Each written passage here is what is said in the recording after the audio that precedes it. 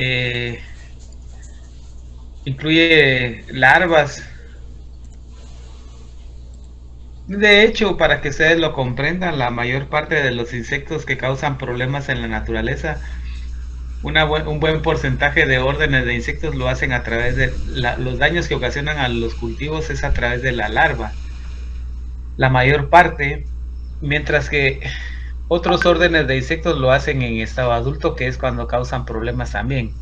Cicadélide, por ejemplo, en Niptera, en Tisanoptera, la familia Trípide en adulto también. No significa que sus inmaduros no ocasionen pérdidas económicas, pero la mayor parte de los insectos en estado de larva, como es un estado de crecimiento, necesitan alimentarse mucho y por eso es de que causan problemas en la agricultura, principalmente Lepidóptera y algunos de Coleóptera y muy pocos de Díptera en agronomía. En el caso de Díptera lo hacen más en estado en los cultivos de frutales, principalmente. Entonces, en el caso de los Coleóptera reúne a una gran cantidad de individuos conocidos como tortuguillas, conocidos como ronrones, gallinas ciegas, gusanos alambres. El término Coleóptera viene o se refiere a que las últimas 5 letras, los nombres más o menos en nuestro idioma están integrados por prefijos. Coleo es un prefijo y petera es un sufijo, prefijo y sufijo. Ya no deberías de comprar pan. El sufijo aquí significa ala y coleo significa las alas duras que tiene, que son esclerotizadas y son muy duras. ¿Pero por qué? Porque no quiso. En resumen, el orden Coleóptera se divide en tres subórdenes. 4 aparecen aquí según los libros. Incluso en términos generales, 2 de ellos son importantes. Ya vamos a ver por qué razón son importantes. Mixofaga, por ejemplo, yo no conozco ningún ejemplar de Mixofaga.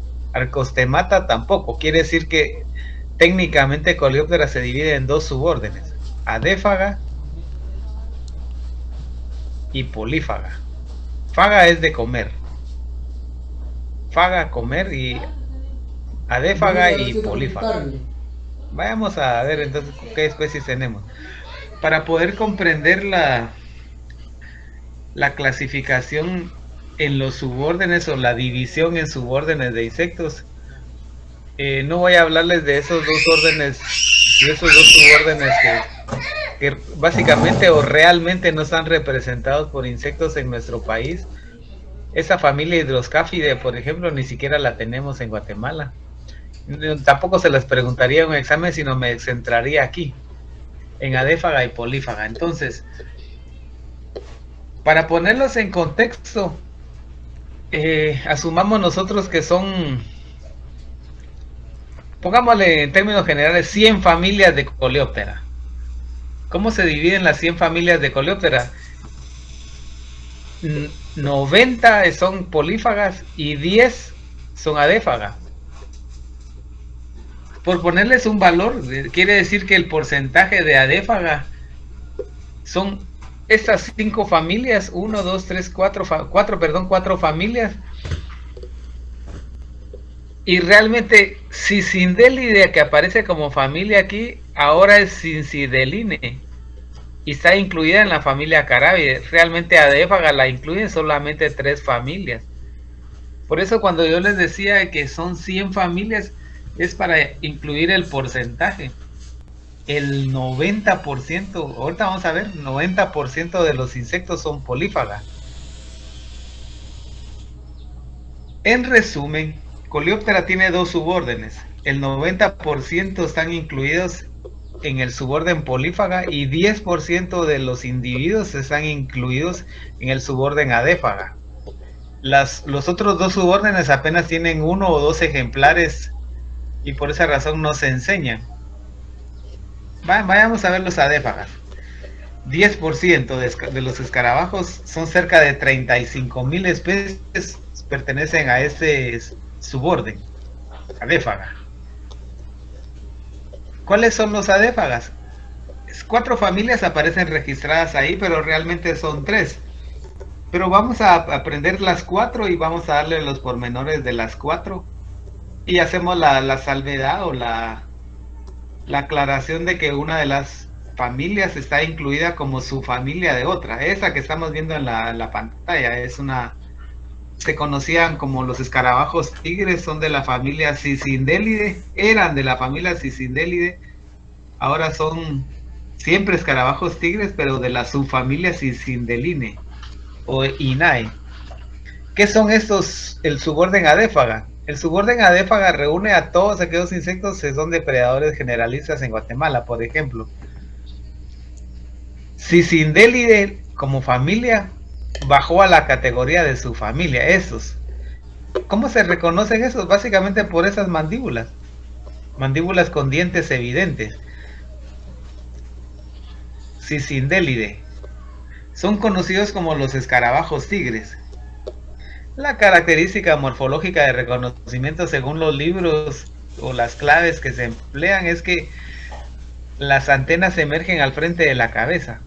Aquí hay un esclerito, el clipio se extiende más allá de la base de las antenas.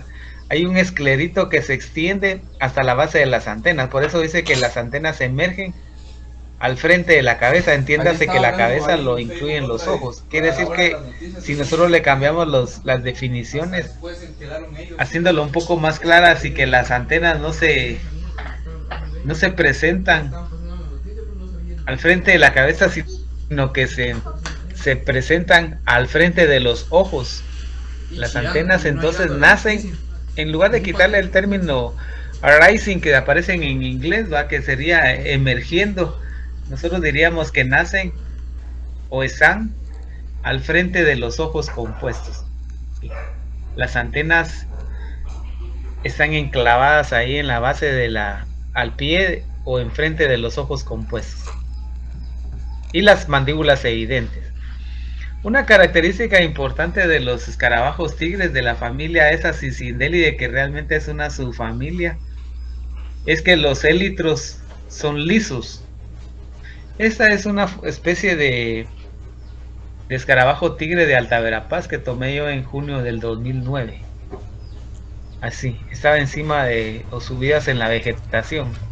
Cuando los atrapé con mangas entomológicas en esos caminos vecinales que hay en Alta Verapaz en bosques de pino. Entonces esta es en un escobillo, un sida especie, y ahí los atrapé. Cicindelidae. ¿Cuál es la característica importante? Entonces que las antenas le nacen enfrente de los ojos. Uno, la segunda característica es que los élitros o las alas anteriores son lisos o sin estrías. Vamos a ver si nos puede presentar ese.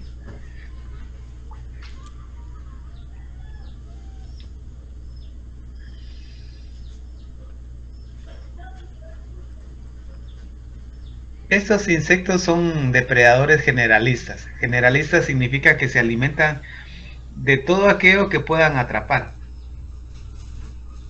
Estos insectos, escarabajos tigres como se conocen, son los insectos más rápidos que hay en la naturaleza.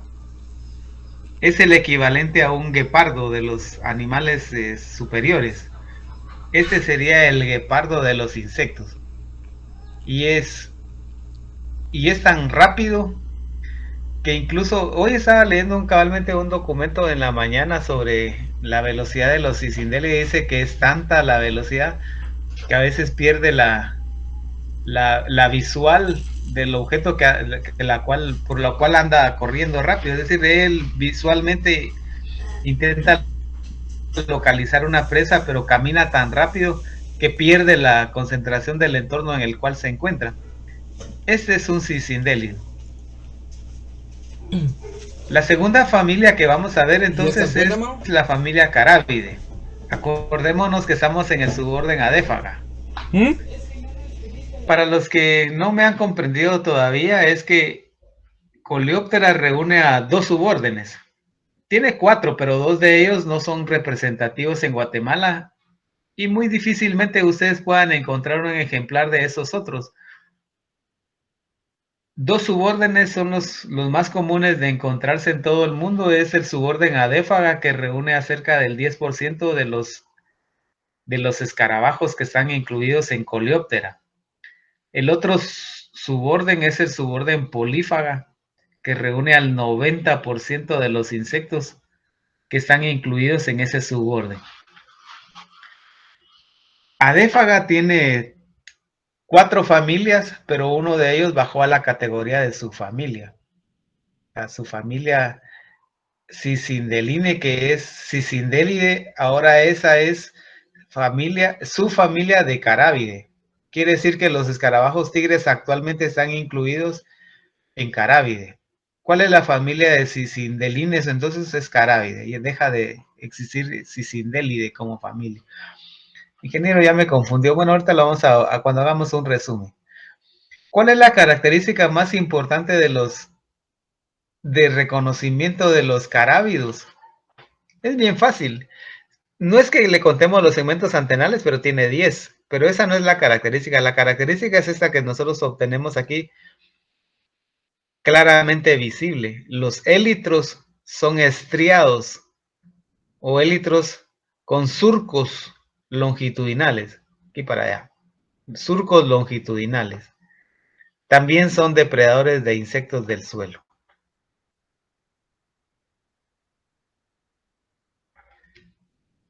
Hay una diferencia ahí en cuanto a lo que recuerda que decíamos de que la característica de los Cicindelidae o Cicindeline como su familia es que la antena nace enfrente de los ojos compuestos.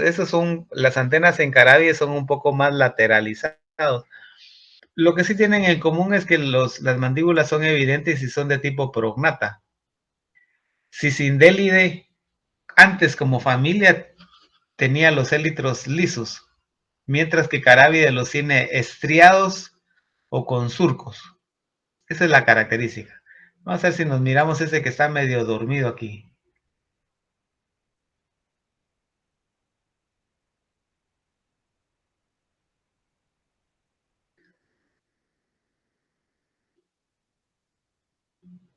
Yo creo que le echaron cloroformo antes de grabar el video porque pobrecito se mueve como que no hubiera pasado la prueba de alcoholemia. Pero ese es un típico carábido. Estrías en los élitros, mandíbulas prorectas, sin muchos dientes como lo tiene Cicindelidae y antenas filiformes de 10 segmentos. Va. El suborden adéfaga reúne a 3 familias, 4 si ustedes quieren, se incluyen a Cicindelidae o a los escarabajos tigre. 2 de ellos son, incluyendo a esa como familia anterior, 2 de ellos son depredadores terrestres, lo que son Cicindelidae y Carabidae son depredadores terrestres. Terrestres significa que andan en el suelo, que andan dentro del bosque, que andan buscando comida afuera. Y 2 de ellos son depredadores acuáticos. Entonces hay 2 familias de depredadores terrestres y 2 familias de depredadores acuáticos. La primera familia de los acuáticos de Adéfaga es esa familia cuyas larvas y adultos habitan directamente en el fondo de las películas de agua o al fondo del río, al fondo de las pozas. La larva y el adulto son depredadores. Pónganle atención a esta característica aquí, ¿ve? Estos son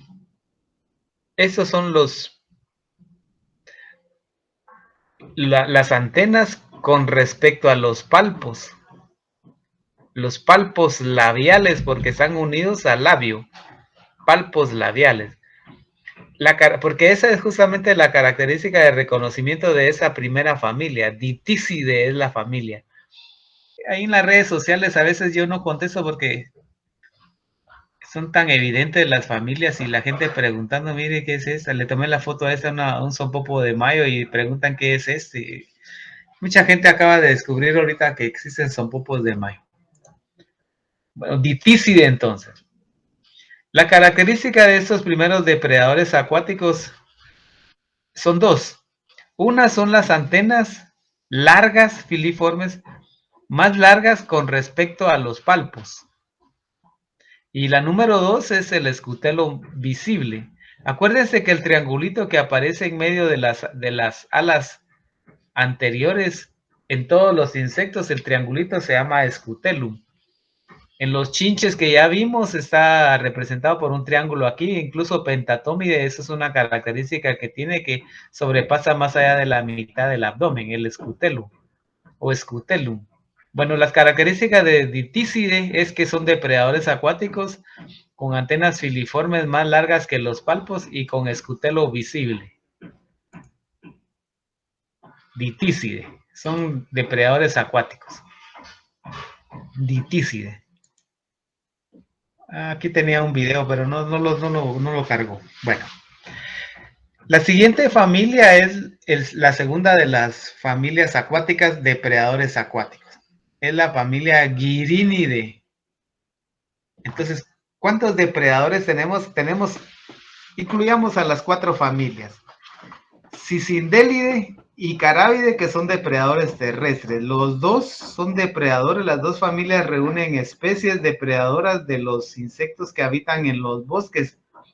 De hecho, después de las hormigas, el principal depredador de los insectos de los bosques es la familia Carabide.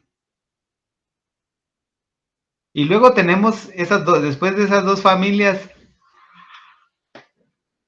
de insectos depredadores generalistas, tenemos dos familias también depredadores generalistas acuáticos. La primera familia que vimos es la anterior, es Ditícide, cuya característica de reconocimiento son las antenas filiformes muy largas con respecto a los palpos labiales y la presencia de escutelo. La segunda familia es la familia Gyrinide. También es un escarabajo acuático, pero no se puede confundir con Ditícide, principalmente porque los Gyrinide es una familia de escarabajos depredadores que tienen dos pares de ojos. Un par de ojos dorsal, arriba de la superficie del agua, y un par de ojos ventral. Ese que está aquí es un ojo, y ese que está aquí es otro ojo. Esos insectos, ese par de ojos les sirve para ver abajo del agua, de manera que estos nadan con un ojo por encima del agua, pero abajo del agua tienen otro ojo. Tienen ojos divididos en dos. Gyrinide. Entonces tiene dos pares de ojos. Así, uno para ver en vista bajo el agua y uno por arriba. También son depredadores. A diferencia de Ditícide, los Gyrinide no se sumergen mucho tiempo en el fondo de la fuente de agua, o la poza, o el río, o los abrevaderos donde yo los he observado. Siempre andan en grupo. También los Ditícide andan en grupo, pero no andan juntos todos, sino que están dispersos. Ditícide son más solitarios que Gyrinide, que andan toda la vida o todo el tiempo juntos, pero andan encima del agua. Y ocasionalmente pueden sumergirse, pero tienen que salir. Ditícide no pasa así. Ellos habitan el agua y andan sumergidos adentro del agua y ocasionalmente salen a tomar aire y vuelven a sumergirse. Ditícide, pero esos Gyrínidos andan nadando por encima de las fuentes de agua. Así funcionan los Gyrínidos.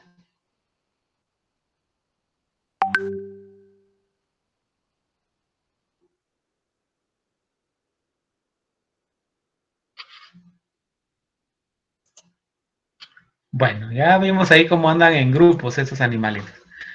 Ya está, ya tenemos las 4 familias y vamos a empezar las familias de Polífaga, el segundo suborden. Vale. Lo que no les conté es cómo separamos el suborden Adéfaga del suborden Polífaga. Muy bien, ahora lo vamos a hacer. ¿Cuál es la diferencia entre el suborden Adéfaga con respecto al suborden Polífaga? Es por el primer esternito abdominal. Sí que tiene que las coxas del tercer par de patas se prolongan más allá del primer esternito abdominal. Las coxas. Estas coxas sobrepasan el primer esternito abdominal. Ingeniero, ¿qué es eso de esternito? Bueno, les cuento. En entomología general se les explicó a ustedes de que la parte dorsal de un insecto se llama tergo y cada uno de los segmentos se llama terguito, a excepción del noto o el del tórax, que ahí se llama noto. Y cada segmento del tórax es pronoto, mesonoto y metanoto, mientras que en la parte del abdomen se llama terguito 1, terguito 2, terguito 3, terguito 4, etcétera, referido a la parte dorsal del abdomen. Mientras que la parte ventral se llama esternito. En el caso del tórax es proesternito para el protórax, mesoesternito para el mesotórax y metaesternito para el metatórax.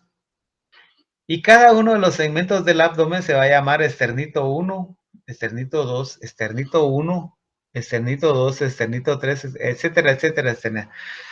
Como se refiere entonces a la parte ventral.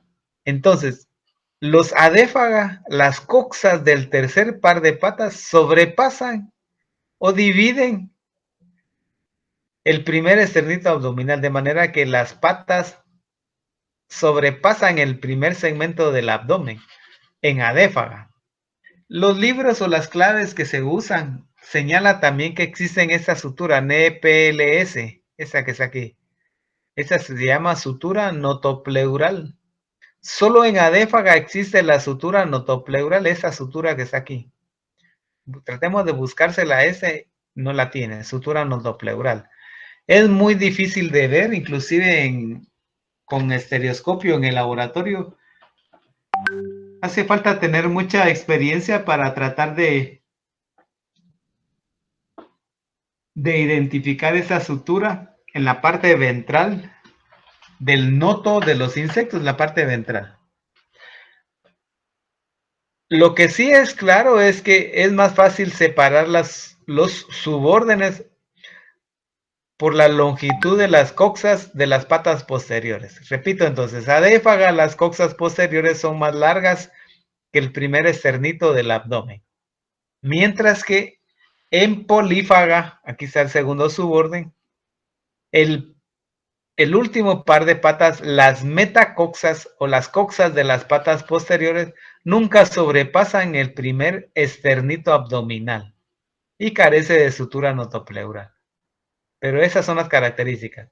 Todos los individuos de polífaga, entonces, las patas posteriores, las coxas de las patas posteriores no sobrepasan el primer esternito abdominal, sino que se quedan ahí mismo contenidas en ese esternito abdominal, no la sobrepasan. Vayamos a ver la forma simplificada y apréndase un término que va a aparecer ahora aquí. Apréndase lo que se llaman fórmula tarsal. La fórmula tarsal señala aquí. Clave simplificada del orden adéfaga y polífaga. Dice aquí. Fémur casi tocando la coxa, tarsos casi siempre 5-5-5. Tarsos casi siempre 5-5-5. Eso es lo que se llama una fórmula tarsal. Y nos va a servir para separar las familias de Tenedrionidae, nos va a servir para separar las familias de Coccinellidae o las llamadas mariquitas, inclusive las de Crisomélidos, las tortuguillas. Entonces, esos se separan por la fórmula tarsal. Fórmula tarsal significa que 5 segmentos tarsales tiene el primer par de patas, 5 segmentos tarsales tiene el segundo par de patas y 5 segmentos tienen la pata posterior, los tarsos de la pata posterior. Anterior, media y posterior se refieren a los 5 segmentos tarsales. Vayamos a ver entonces las familias que estamos revisando aquí. Estas son de adéfaga, Carabidae, Diticidae y Gyrinnidae. ¿Cuántos segmentos tarsales tenían adéfaga?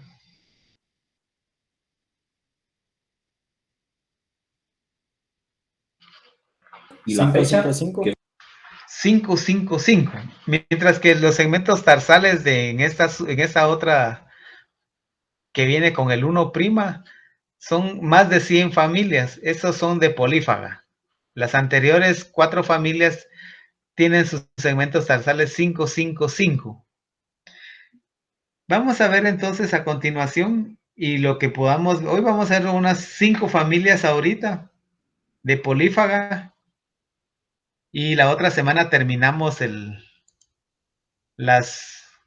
resto de las familias que tenemos que ver como que tienen importancia en la agricultura. Vamos a ver aquí entonces. Polífaga reúne a más del 90% de todas las especies aproximadamente constituidas en más de 100 familias. La fórmula tarsal de polífaga es diferente a 555. Es diferente a 555. Es decir, que tiene una fórmula tarsal exacta de 5 segmentos tarsales en cada una de las patas anterior, media y posterior. En polífaga la fórmula tarsal es variable, pero no es 555, puede ser 554 o puede ser 5, puede ser 444 o puede ser 333. Vayamos a ver a qué se refiere. La clave cuando nos manda esta pareja en la 2 es que la fórmula tarsal es de 554 o la fórmula tarsal es diferente a 554. Si no me han comprendido, se refieren a estos segmentos que hay en los tarsos. 1, 2, 3, 4, 5. 5 segmentos tarsales. Fórmula tarsal de 554 o fórmula tarsal diferente a 554. Vayamos a ver a polífaga entonces. La primera familia que vamos a ver es la familia que tiene fórmula tarsal 554. Antenas con 11 segmentos, con los ojos frecuentemente marginados, muy variados en forma. Tenebrionie. Bueno, aterricemos con esas dos familias. Estas familias entonces son con segmentos tarsales 554. Pero lo que quiero contarles es que la familia Tenebrionie incluye individuos bastante parecidos o que se pueden confundir con Carábide. Mordélide no tiene ninguna dificultad porque no se confunde con ninguno, principalmente por esta espina que presenta como una prolongación del cuerpo en la parte ventral caudal de estos insectos y que además son jorobados, son habitantes de las flores y esos insectos son pequeñitos. Aquí dice que son de 14 milímetros, pero todos los que yo conozco no sobrepasan los 14 milímetros, son más pequeños que 1 centímetro, más pequeños. Pero en el caso de Tenebrionie, que son esos que están acá, esa es una foto de unos tenebrionios en níspero, tal y como les mencionaba ayer de las familias y las especies registradas en níspero. Lobometopon metallicum es esta especie que es común de encontrar en muchas plantas. En los frutales también los encontramos, pero este es una familia diferente al normal de todos los individuos de la familia Tenebrionie. ¿Cómo así? Ahorita lo vamos a ver. Repitamos entonces. Mordélide, la característica de reconocimiento de los mordélidos son que son jorobados. El cuerpo en forma de cuña, jorobado, así. Forma jorobada. Todos los presentan una espina ventral caudal, aquí está. Una espina en el abdomen que es una prolongación del cuerpo. Muy bien. Importancia económica de Mordélide, ninguna. No son habitantes de las flores, comunes en flores y los pastos, dice la información. Son más comunes de encontrar en las flores. Es decir, si yo ando muestreando trips y ando metiendo insectos que los meto en una bolsita, las flores las introduzco dentro de una bolsa y los sacudo con toda seguridad, se pueden atrapar algunos mordélidos.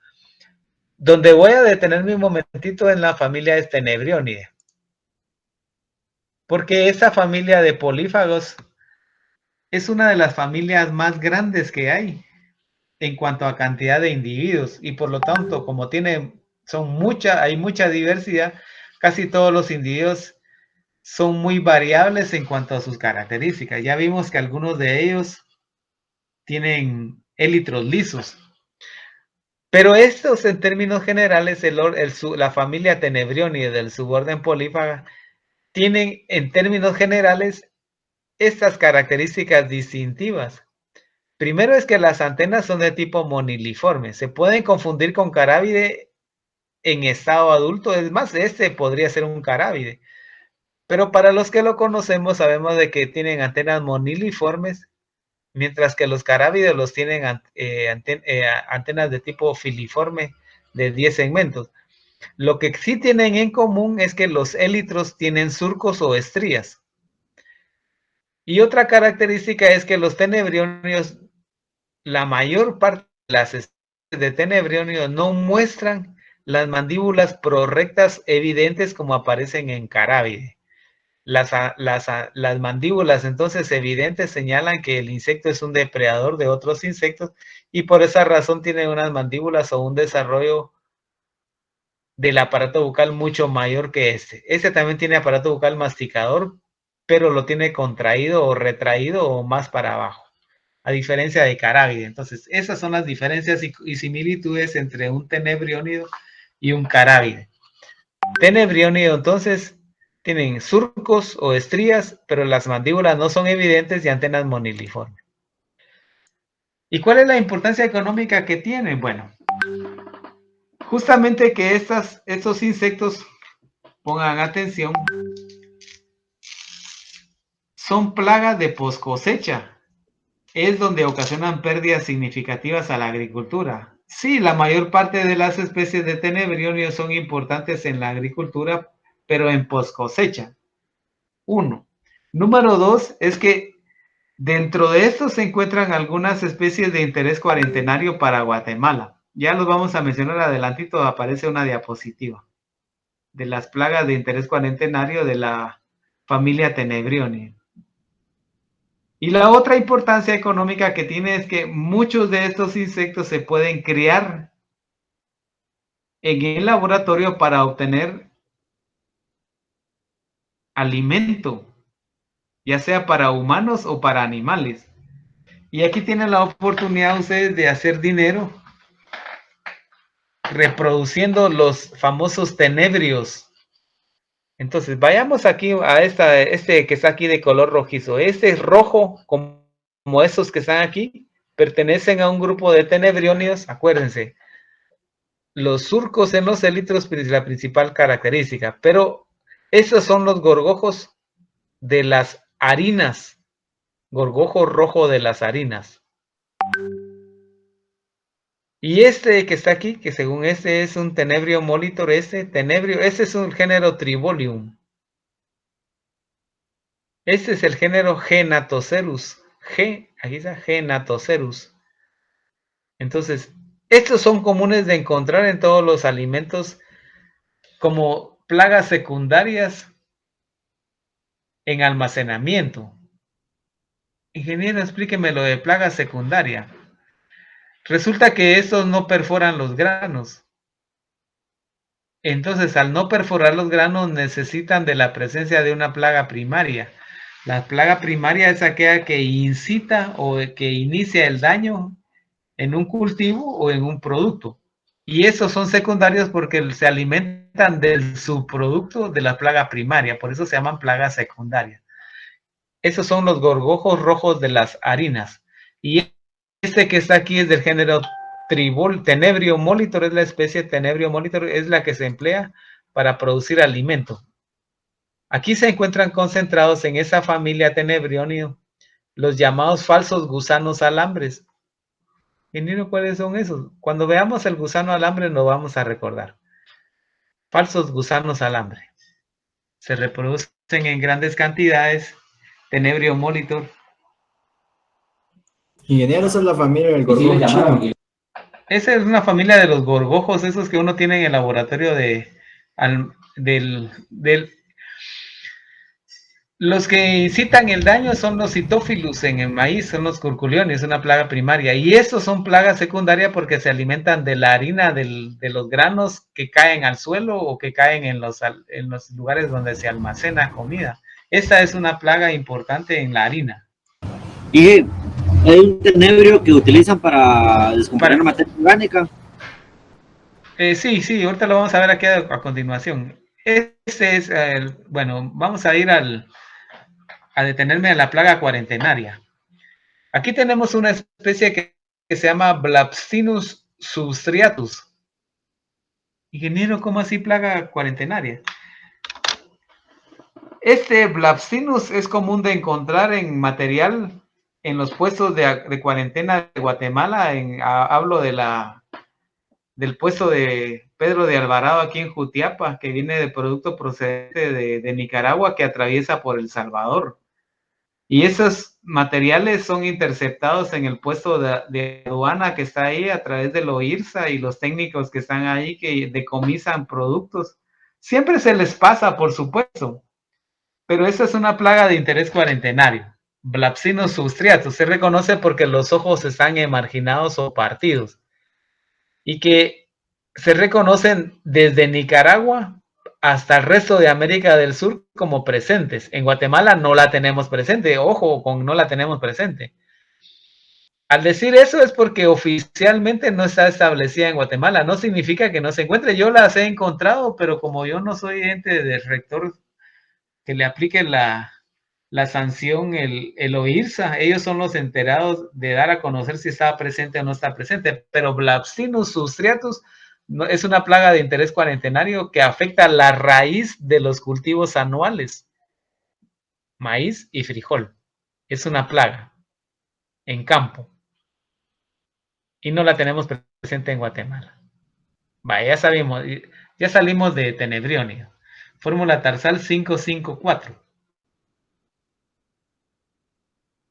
La otra fórmula tarsal es una fórmula tarsal 333, que es una fórmula tarsal diferente a 554.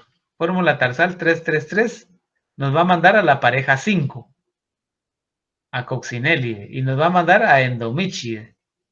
Y la fórmula tarsal 333 la vamos a ver en la pareja número 6, así que cópienme mentalmente aquí a esta, la fórmula tarsal 333 que nos mandó a esas dos familias. Bueno, ahí está, Coccinellide, que son las llamadas mariquitas, y estos endomíchidos, endomíchide. Esos endomíchidos son comunes de encontrar en los bosques, como los bosques lluviosos, los bosques nubosos o los bosques donde hay mucha precipitación. Se alimentan de esporas de hongos y se alimentan de hongos. Ahí en el biotopo del Quetzal en la noche, cuando uno camina con linterna de cabeza o de frente, o anda alumbrándose con linterna de mano, es común de encontrar esos hay unos en los senderos o caminamientos que utilizan unas especies de pasamanos hechos de madera, pero como llueve mucho, esos árboles tienden a podrirse, y en las pudriciones florecen hongos, y esos se alimentan de los hongos. A diferencia de Coccinellide, que los Coccinellides son relativamente circulares, esos endomíchidos, si ustedes miran el pronoto aquí, miren, es redondo, que le da una continuidad al resto de la cabeza aquí. Son circulares, el cuerpo de Coccinellide son circulares, mientras que estos tienen emarginado el corte del pronoto, ¿sí? Está emarginado o cortado, no le da continuidad al círculo de la cabeza. Esas son las diferencias que hay entre Coccinellide. Vayamos a ver a Coccinellide. Por otro lado, Coccinellide tiene las uñas de las patas partidas. Ingeniero, ¿qué es eso como partido? Significa que las tiene de 2 o 3 veces tripectinada. Están partidas. ¿Cuáles son las uñas? El último segmento tarsal donde se encuentran las uñas. Las uñas pueden ser entonces partidas en 2 o partidas en 3. Esa es la característica. Fórmula tarsal 333 y además las uñas partidas. Y el cuerpo es circular. Aquí lo podemos ver, el cuerpo circular que coincide con el margen de la cabeza. Relativamente que esta bifurcación aquí no se mira bien con el caso de Endomichide, donde es bien evidente. En el caso vimos de Tenebrionide, ellos son plaga de interés cuarentenarios, plaga de poscosecha y de gorgojos que uno se hace harina para alimentarse de ellos o alimentar animales, o a comer uno también, y que se pueden criar en laboratorio. Más adelante tenemos una diapositiva, espero tenerla aquí en esta, y si no la traslado para acá. La otra familia era la familia Mordelidae. Los mordélidos tienen el cuerpo curvado y no representan ningún riesgo a la agricultura. Ahora nos pasamos a fórmula tarsal diferente a 554, nos pasamos a fórmula tarsal 333 y nos manda dos familias Coccinellidae, que son todas estas mariquitas, y la familia Endomichi. Endomichi ya la eliminamos porque no representa ningún riesgo a la agricultura porque se alimenta de esporas de hongos. Y luego tenemos a la familia Coccinellidae, que larvas y adultos son depredadores de otros insectos, principalmente insectos escamas. También se alimentan de pulgones, se alimentan de ácaros, se alimentan de moscas blancas. Tiene una gran gama de insectos de los cuales se alimenta, de insectos escama principalmente. ¿Cuál es la característica de reconocimiento? El cuerpo cilíndrico circular y las uñas partidas. Aquí se miran las uñas partidas. Bipectinada. Aquí con esta vamos a terminar con este coccinellido. Entre coccinélidos, en términos generales, coccinélidos son depredadores específicos porque hay especies que se alimentan exclusivamente de una especie de hospedero. Y también tenemos generalistas porque no existe un solo alimento en su dieta, sino que se alimenta en forma variable de varios hospederos, Coccinellidae. Sin embargo, existe un género que está incluido en una subfamilia de la familia Epilachnine. Epilachnine es su familia a la cual pertenece el género Epilagna. Esa es la conchuela del frijol. Es plaga del frijol. Quiere decir que en Coccinellidae como familia son depredadores casi todos, pero existen ejemplares o individuos o especies de la subfamilia Epilachnine de esa misma familia que son fitófagos. Epilagna avaribestis es fitófaga.